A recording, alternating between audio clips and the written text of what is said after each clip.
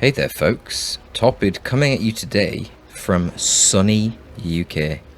I know, I can't believe it either. It's absolutely unbelievable. So we got Fathom playing as the Lictor Alpha here, and he's going to be facing against Sostenes as the Warlock on Greentooth Gorge.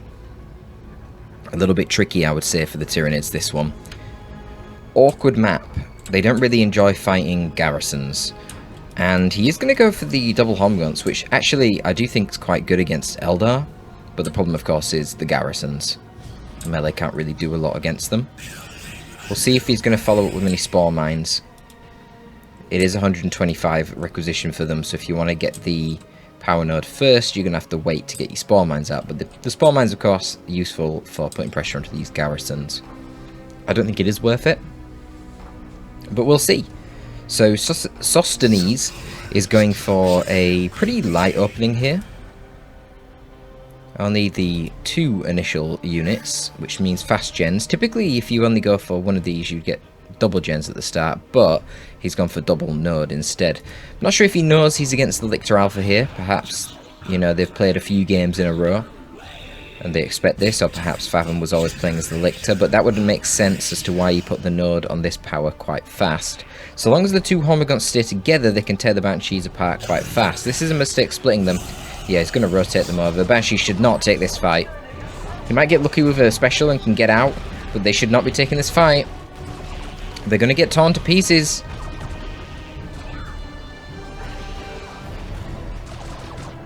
Oh, Banshees. And there is a Lictor there lurking in the side. Oh, Flesh Hook. Bingo. Banshee's dead. Well, I called it. Even without the Lictor, to get that assassination, it would have been a terrible situation, because you lose 6 Hormiguns here. Okay, fine. But they're not that expensive. We'll have to see how expensive they are to reinforce. I can't remember. What is it, about 14 or something? And then you're probably going to lose 3 Banshees. Okay, 16. Oh, they have gone up. Alright. But it's just not worth it. The chance of the Banshees wiping the Hormiguns is very minimal because of the fact that the Banshees are slower. Whereas the Hormiguns being faster have a pretty good chance to wipe the Banshees on retreat. It's just not a good situation. He should have pulled them away. And then if he had both of the enemy Hormiguns chasing the Banshees, then that's a good situation, right? You've got 2 squads chasing your 1 squad. So the Warlock getting a little bit of damage there on the Hormers. They did stay in play there in order to focus down the Power Node, which they did get rid of. We're seeing Rangers as the first choice here.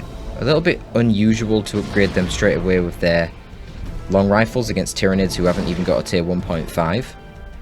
So Fathom's going to be going for the Ravener Brood. I would expect Warriors as well, because he is the Lictor, so right now he doesn't have any Synapse. So it'd be a bit strange to go through tier 1 without Synapse. Probably a missed opportunity for a Flesh Hook there to grab a model. He's not really going to get anything else from his Flesh Hook. Trying to infiltrate away. He gets it. Hormers on map control. Termagants were routed by the not by the Raveners. Whoa. By the Rangers. Raveners now coming out onto the field. Banshees are replaced as well. Fair enough. Walking over the corpses of their dead comrades. So the question is, what will Sostenes follow up with? Will he get a Shuriken now? Maybe not when he sees the Raveners. He hasn't seen the Raveners yet, so he's purchasing a Shuriken. Let's see if he is going to cancel that Shuriken upon seeing the Raveners. He might not even see the Raveners at this rate. You'd think they're going to rotate over to help the Hormers here. Certainly the Hormers are going to need some help. But Fathom's taking his time, and it's actually going to be quite useful for him, because now the Shuriken's out and he still hasn't seen the Raveners. Now he sees the Raveners, but he's got the Shuriken.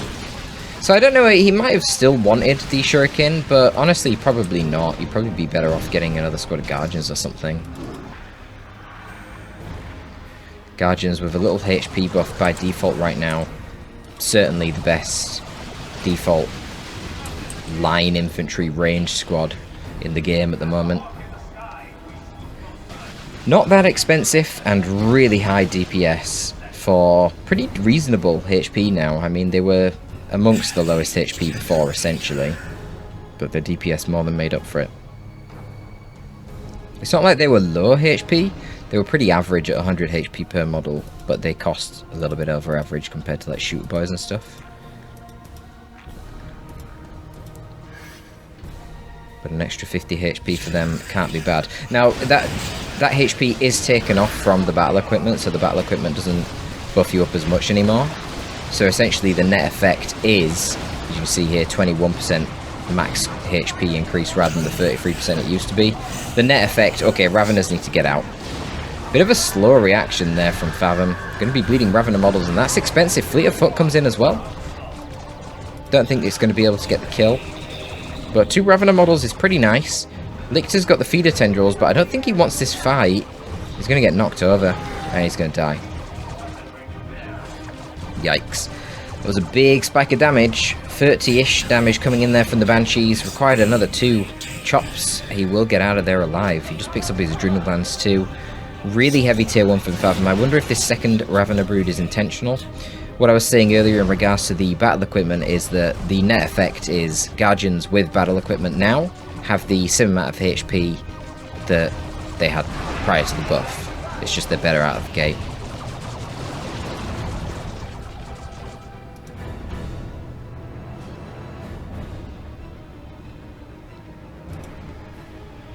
So Sostenes is able to go tier 2 right now. Fathom going to be really far behind because he has purchased this second Ravener brood squad. I assume it's intentional. It kind of makes sense, given the composition of Sostenes. Ravener's pretty good against Eldar. The poke from the Rangers could be annoying because, of course, if you bleed the models of the Raveners, it is pretty painful for the Tyranid economy. But get a Venom brood in tier 2. That'll be your Synapse creature.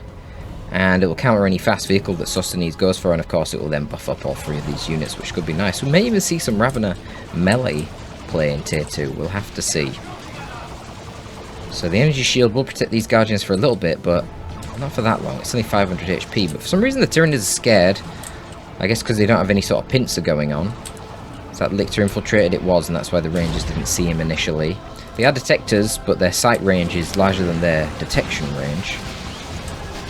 We've got Witchblade of Kernus queued up as an initial purchase here in tier 2 for the Warlock. Find that a bit strange, unless he's queued up a squad as well, which I don't think he has, but you really shouldn't be prioritising this. You need to get tier 2 units out. And things like the Guardian Warlock, the Banshee Exarch, these are honestly way higher priority upgrades. So right now the Shuriken looking pretty vulnerable, but for some reason the Raveners just retreat. The Banshees were nowhere near. The Banshees have fleeted away.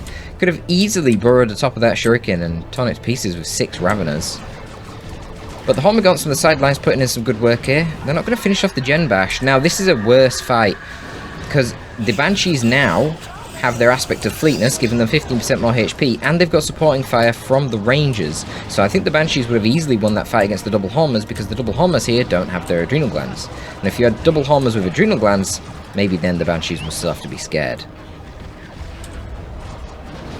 So he does finish off one of the gens, but he's losing a lot of Hormor models to it, honestly.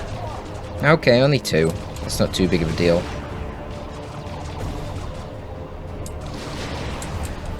And we're going to see the Fire Dragons coming out, along with this Witchblade of Kernus. The Witchblade of Kernus will be very good to counter-initiate these Raveners, but they seem very hesitant to go into melee anyway. Banshee's looking like they're in a bad spot right now, but Fathom's micro of his Raveners is quite lacking. Crippling Poison? It's too late on his Crippling Poison. Should be a Scream. Sostenes very late on his Scream. Oh my god. And he takes so much range damage. He's going to lose his Banshees. He's going to lose his Shuriken on the side to the Lictor Alpha with that feeder tendrils. Remember, the lead model of the Shuriken weapon team, the actual Shuriken itself, does have heavy infantry armor, unlike the Guardians, who are light infantry, so the 63.75 power melee DPS is going to do an extra 30% damage to that Shuriken. And in situations like that, it can be very deadly. So all of a sudden, the Sostenes army looking rather small, which is tricky against the Tyranids, who are known for their high speed. But right now, Fire Dragon's doing good things. The Warlock's right here, so this is a bad idea with the Hormers. Where's the Ethereal Slash? There it is. And that's a dead Hormer. That's both Hormers dead. I called it. I called it, boys.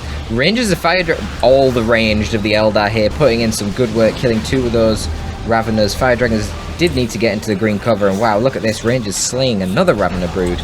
Getting some really good work in here. The Dragon's Fury flamethrower from the Fire Dragon Exarch there, able to toast some termagants. But this is a bad situation for them. They're heavy infantry as well, the Fire Dragons. He's gonna lose the Fire Dragons now to the Lictor Alpha.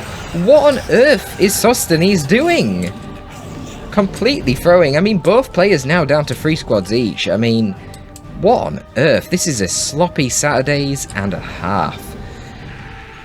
I don't know what the plan was with the double Hormagaunts walking in when the Warlock had the Ethereal Slash. That was an awful idea. The Hormagaunts should have just gone down the side like they did before. Caught up this side of the map, put a bit of VP pressure on, attack the Gen Farm, because currently Fathom quite far behind on VPs. Only 180 to him for the 314 for Sostenes.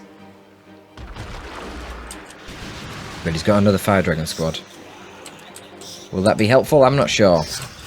It's going to be a Venom Brood coming out for Fathom. So right now this Venom Brood not particularly useful. You would assume it's going to be going for the ranged synapse to buff up the 3 ranged squads it has. The Venom cannons on it not really particularly useful since they are primarily an anti-vehicle threat. And of course Sostenes has no vehicles. So yeah, we're going to see the ranged synapse coming in. Slow and steady play here from Fathom. Going to get a Capillary Tower. I believe that's the first one we've seen. Yeah, first one on the map. Now I'm probably going to spawn some Rippers out of that, I would imagine. Could be useful. Sostenes lost his Banshee, so he's basically only got ranged units right now, excluding the Warlock. So Rippers can, of course, just charge forward and tie those things up in melee. And it's interesting that Sostenes is... Okay, I was going to say interesting that he would opt for a Falcon, even though he can clearly see the Venom Brood, but perhaps he hadn't seen it until just now. He stops and gets a Wraithguard. Now, this is quite interesting, actually. The Wraithguard are very good at ranged trades against blobs, so they will be able to stand and hold their ground against these Raveners, unless the Raveners are split up and do some incredible micro, which, quite frankly, I don't think Fathom is particularly capable of. He certainly hasn't demonstrated such in this match so far. So I kind of get it. Normally you wouldn't do this against the Tyranids because Tyranids are typically just rife with melee units, but funnily enough, it's only the Lictor that's the melee unit right now, so we'll see. We'll see how these Wraithguard can do. Keep them near the Guardians with their squad leader, and you won't need to get the Warlock Spirit Seer on the Wraithguard, which is pretty good because if the Spirit Seer dies, then all the Wraithguard get stunned and take a lot of spike damage, so it's a bit of a double-edged sword. But he has gone for the Spirit Seer. I'm not sure why he hasn't gone for the Warlock on the Guardians. It's a really nice, cost-effective upgrade. The fact that he gives damage resistance to all your Guardians makes them really tanky. Rangers caught out in a bad spot here. They're not traders. So they don't want to be just sitting there fighting the Termagants close range. Ethereal Slash did a little bit of damage there, but mostly negated. I believe they get 80% damage resistance when they're burrowing. I'm not really sure what the Venom Brood is doing right now. Honestly, these Fire Dragons could have totally stayed in play. Venom Brood's melee is okay, but it's not that good. And then he could have just ran down this way with the Fire Dragons, forced melee on the Raveners, got some good nice fire on the move damage in. But Warlock, honestly, doing pretty damn good with this Ethereal slashing Witchblade of Kurnus. And again, Rangers come out. I don't know if they're stuck now, but no, they're not stuck. I don't know why they came out though. They tried it before. Okay, he's going to bring the Fire Dragons out. That should go a bit better. Has he got the Exarch? Where's the Flamethrower? Should really be using his Flamethrower right now.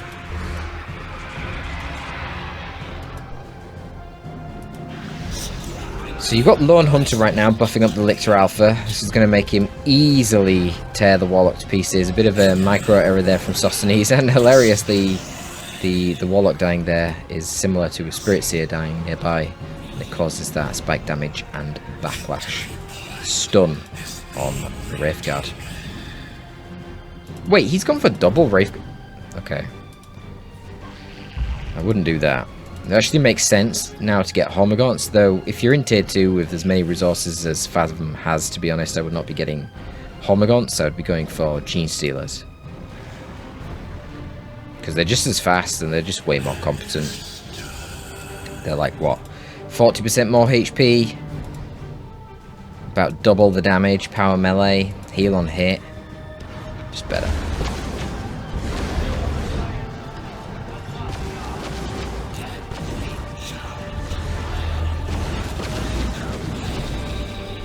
So they're going to route that very aggressive Lictor Alpha, decapping the natural.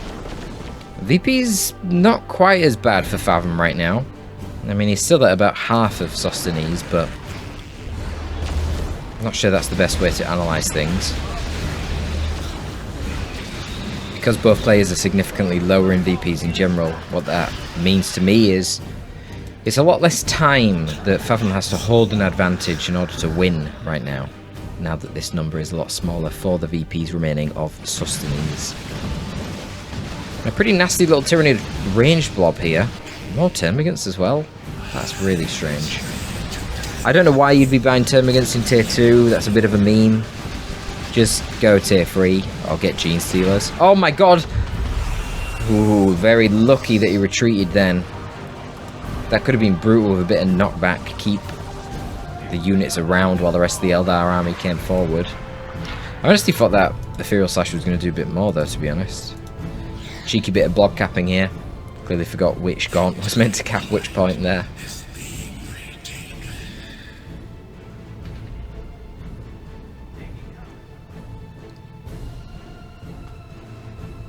So what's the plan, Fathom?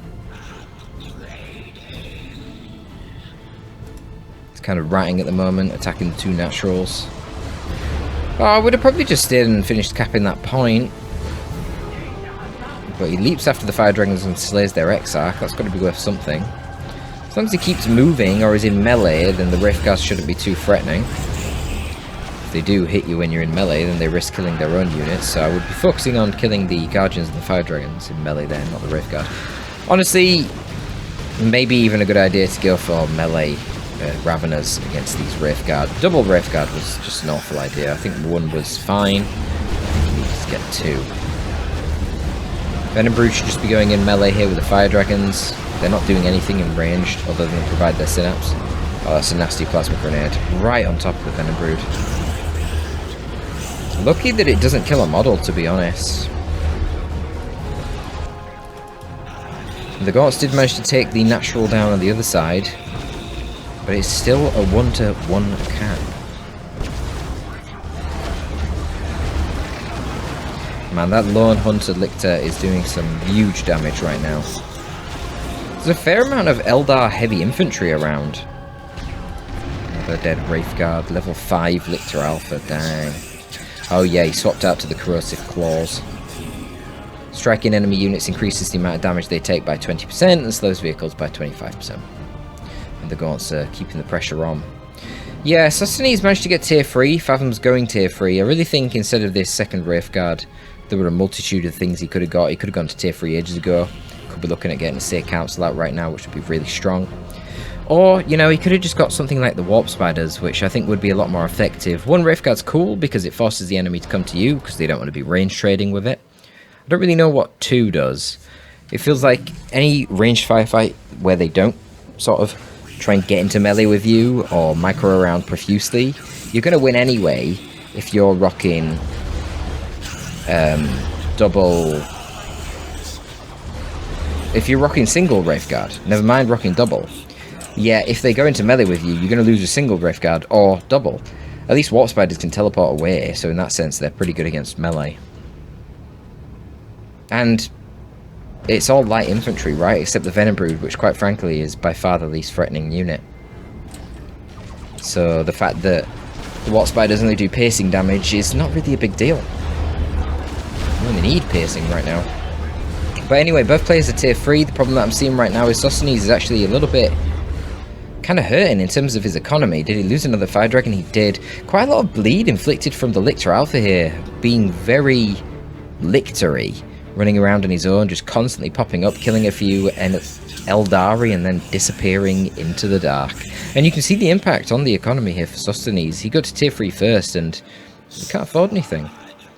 But of course it's also the fact that these Homers have just been running around. I mean, we've never seen this natural decapped for Fathom, but this, it seems, the natural for Sostenes has been decapped half the game. It feels like it's been a lot. But here go the Wraithguard in an ideal situation fighting ranged units, and you can see they trade incredibly well. You don't want to be standing and trading with these guys. If you micro them fast, the Tyranids, because of the fact that Tyranids fire in burst, you can do pretty good, but That was not really much micro. Rippers finally arrived, but they're way too late. Honestly, should have had some Rippers out a long, long time ago.